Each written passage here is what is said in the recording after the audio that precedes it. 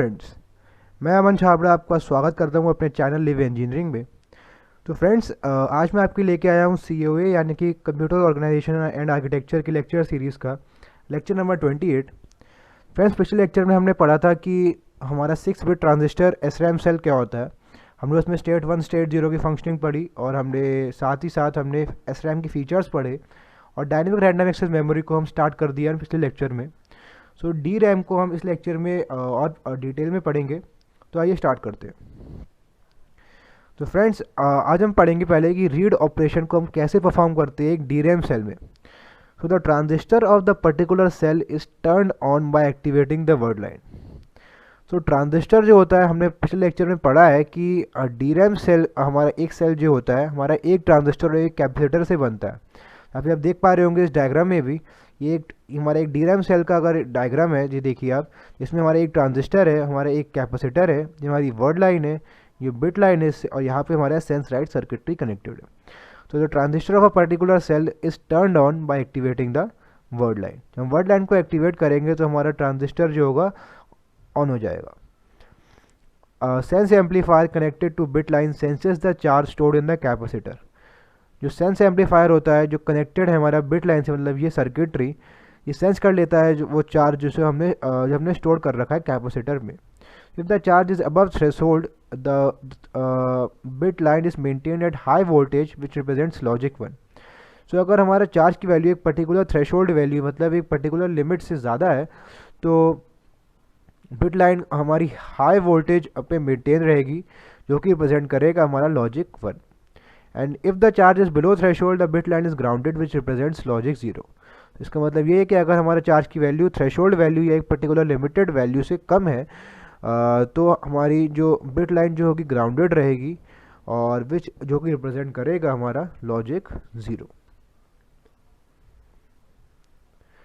अब देखते हैं कि अगर हमें राइट ऑपरेशन परफॉर्म करना है DRAM सेल में तो उसके स्टेप्स क्या होते हैं। So transistor of the particular cell is turned on by activating the word line.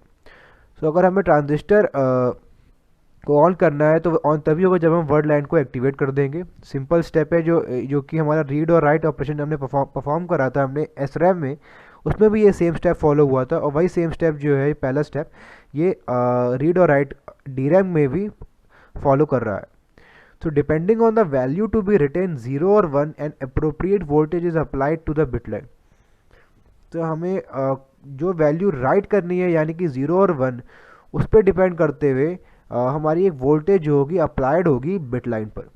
The capacitor gets charge to the required voltage state. Capacitor हमारा चार्ज हो जाएगा एक रिक्वायर्ड वोल्टेज स्टेट में। Refreshing of the capacitor requires periodic read write cycles every few millisecond. क्योंकि हमने पढ़ा है कि हमें रिफ़्रेश करना पड़ता है सर्किट को, क्योंकि यहाँ पे हमारा डेटा जो कि चार्ज की फॉर्म में स्टोर्ड है वो लीक हो जाता है टाइम टू टाइम, इसलिए उसकी स्टेट को रिटेन कराने के लिए हमें रिफ़्रेश करना पड़ता है। अब रिफ़्रेशिंग जब हम करेंगे इसलिए हमें यहाँ पे पीरियोडिक रीड और राइट साइकिल्स की रिक्वायरमेंट होती है। तो फ्रेंड्स, अब हम देखते हैं कि हमने टाइप्स ऑफ DRAM के बारे में, जिसमें हम पढ़ेंगे असिंक्रोनस DRAM और सिंक्रोनस DRAM के डिफरेंसेस, यानी कि उनको क्लासिफाई करते हुए उनके कैरेक्टरिस्टिक्स को डिफ़र करेंगे हम। तो हमारा पहला है असिंक्रोनस DRAM का एक कैरेक्टरिस्टिक जिसमें लिखा है कि timing of the memory device is handled asynchronously means not at fix time.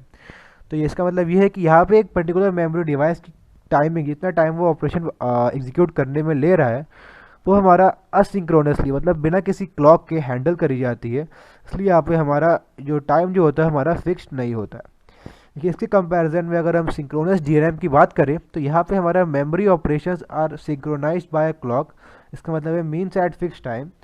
और ये कॉन्सेप्ट जो है हमारा SDRAM यानी कि सिंक्रोनस DRAM का, ये हमारा 1970s में आया था। A special memory controller circuit generates the signals asynchronously। So ADRAM में हमारा एक स्पेशल मेमोरी कंट्रोलर सर्किट जो है वो जनरेट करता है सिग्नल को असिंक्रोनसली। और SDRAM में हमारे कमर्शियली मेड अवेलेबल जो हुई थी ये 1993 में सैमसंग कंपनी की मदद से हुई थी। और बाय 2000 आपका SDRAM replaced almost all types of DRAMs in the market। DRAM chips produced between the early 1970s used asynchronously DRAM। सो वो DRAM चिप जो कि 1970s तक या उससे पहले हमारी प्रोड्यूस हुई थी, वो हमारी असिंक्रोनसली DRAM पे बेस्ड थी। लेकिन performance of SDRAM is much higher as compare to all other existing DRAM। हम कंपेयर करें SDRAM को ADRAM से, तो हमारी SDRAM की परफॉर्मेंस ज़्यादा बेटर और हायर होती है ADRAM के कंपैरिजन में। तो अब हम स्टार्ट करते हैं कि असिंक्रोनस DRAM होता क्या। So the timing of the memory device, हमने पढ़ा पिछले स्लाइड में, इज़ कंट्रोल्ड असिंक्रोनसली। मतलब कोई फिक्स टाइम नहीं है मेमोरी डिवाइस को किसी ऑपरेशन को परफॉर्म करने के लिए। So here the device connected to this memory is responsible for the delay.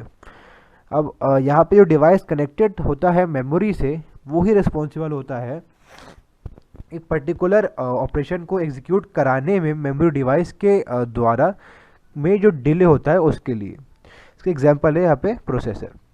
So address lines are divided into 2 parts and multiplex. हमने पढ़ा है पिछले स्लाइड्स में कि यहाँ पे हमारा एड्रेस लाइंस जो होती है DRAM में हमारी, वो मल्टीप्लेक्स जो होती है, हम पिछले लेक्चर में पढ़ के आए इस पॉइंट को। तो अपर हाफ ऑफ एड्रेस यानी कि जो होगा हमारा, क्योंकि हमने डिवाइड कर दिया है एड्रेस को 2 पार्ट में, इसलिए 2 हाफ होंगे, अपर हाफ होगा लोअर हाफ। तो upper half of address is loaded into row address latch using row address strobe RAS। So एक हमारी सर्किटरी है, इसको हम कहेंगे रो एड्रेस स्ट्रोब RAS। इसकी मदद से हम उस अपर हाफ जो होगा एड्रेस का, उससे हम रो एड्रेस लैच में लोड करेंगे। और similarly lower half of address की बात करें जब हम, तो उसके लिए हमारे पास एक होगा कॉलम एड्रेस स्ट्रोब यानी कि CS, जिसकी मदद से हम कॉलम एड्रेस लैच को कॉलम एड्रेस लैच में लोअर हाफ ऑफ एड्रेस को लोड करेंगे। तो फ्रेंड्स काफ़ी सिंपल चीज़ है, लेकिन अगर आपको समझ में कोई भी पॉइंट नहीं आता है तो मेरी आपसे रिक्वेस्ट है आप इसको एक बार वीडियो को पॉज करके इसे एक बार फिर से पढ़ें, और नहीं आ रहा है तो हमसे कमेंट बॉक्स में लिख के ज़रूर पूछिए। अब हम देखते हैं कि एक internal organisation of a DRAM chip. So हमने अभी तक ADRAM को हमने पढ़ा है, और हम अब देखने जा रहे हैं अब हम कि एक DRAM चिप की इंटरनल ऑर्गेनाइजेशन होती कैसी है, और उसकी सर्किटरी एक्चुअली में होती क्या है। So cells are organise in the form of an array in row and columns. SRAM की तरह ही यहाँ पे भी हमारा सेल्स जो होते हैं एरे के फॉर्म में ऑर्गेनाइज होते हैं, यानी कि रो और कॉलम के फॉर्म में। तो cells of each row are divide into fix number of columns m bits each. तो हर एक रो के सेल्स को हमने डिवाइड करा होता है यहाँ पे एक फिक्स नंबर ऑफ कॉलम्स में, जिसमें जो कि एक सिंगल कॉलम जो होता है m बिट को स्टोर कर सकता है डेटा को। यहाँ पे हमारी m मतलब होता है 8, 16, 32 या 64। तो ये हमारी सर्किटरी आप देख पा रहे होंगे। यहाँ पे हमारी रो एड्रेस लैच है, जो कि हमारा जिसमें हम RAS की मदद से हम जो है अपर हाफ ऑफ एड्रेस को स्टोर करेंगे। यहाँ पे हमने एड्रेस को डिवाइड, यहाँ पे हमारी एड्रेस लाइन है, यहाँ पे हमने एड्रेस को डिवाइड कर दिया 2 पार्ट्स में। CAS की मदद से हम कॉलम एड्रेस लैच में लोअर हाफ ऑफ एड्रेस को लोड करेंगे। तो जो हम अपर हाफ को लोड कर रहे हैं एड्रेस को, उसको डिकोड करेगा रो डिकोडर। वो हमारा एक मेमोरी सेल एरे में एक पर्टिकुलर रो को सिलेक्ट करेगा, जहाँ पे हमारी सेंस और राइट सर्किटरी अपना फंक्शन परफॉर्म करेगी रीड और राइट का। और जब हम एक पर्टिकुलर रो में पहुँच जाएंगे तो हम CAS में जो एड्रेस स्टोर है उसमें उसकी मदद से हम कॉलम डिकोडर में हमारा एड्रेस जाएगा, जो कि हमारा उस पर्टिकुलर रो में एक पर्टिकुलर कॉलम को जिसमें हमें डेटा रीड और राइट कराना है उसको सिलेक्ट करेगा। तो ये काफ़ी एक सिंपल लेकिन इम्पॉर्टेंट फंक्शनिंग है, जिसको आपको पता होना चाहिए नॉलेज और एग्ज़ाम पर्सपेक्टिव से भी। तो फ्रेंड्स इसी के साथ हम आ गए अपने लेक्चर नंबर 28 के एंड में, और हमने इस लेक्चर में हमने पढ़ा DRAM के बारे में, जिसमें हमने क्लासीफाई करा उसे ADRAM और SDRAM में, उनको करेक्टरिस्टिक्स पढ़े, उनके असिंक्रोनस DRAM के बारे में हमने पढ़ा, और साथ ही साथ हमने एक internal organisation of DRAM chip के बारे में जाना, जिसमें मतलब हमने पढ़ा कि सर्किटरी बेसिकली होती क्या है जो DRAM की फंक्शनिंग में मदद करती है, और हमने रीड और राइट ऑपरेशन भी पढ़ा साथ ही साथ। तो फ्रेंड्स मेरी आपसे रिक्वेस्ट है कि अगर आपको हमारी वीडियोस पसंद आ रही हैं तो हमारे वीडियोस को लाइक करना ना भूलें, और अगर आप चाहते हैं ऐसी वीडियोस को और देखना तो हमारे चैनल को भी ज़रूर सब्सक्राइब करें, जिससे कि आपको हमारे आने वाले वीडियोस की नोटिफिकेशन जल्द से जल्द मिल सकेंगे।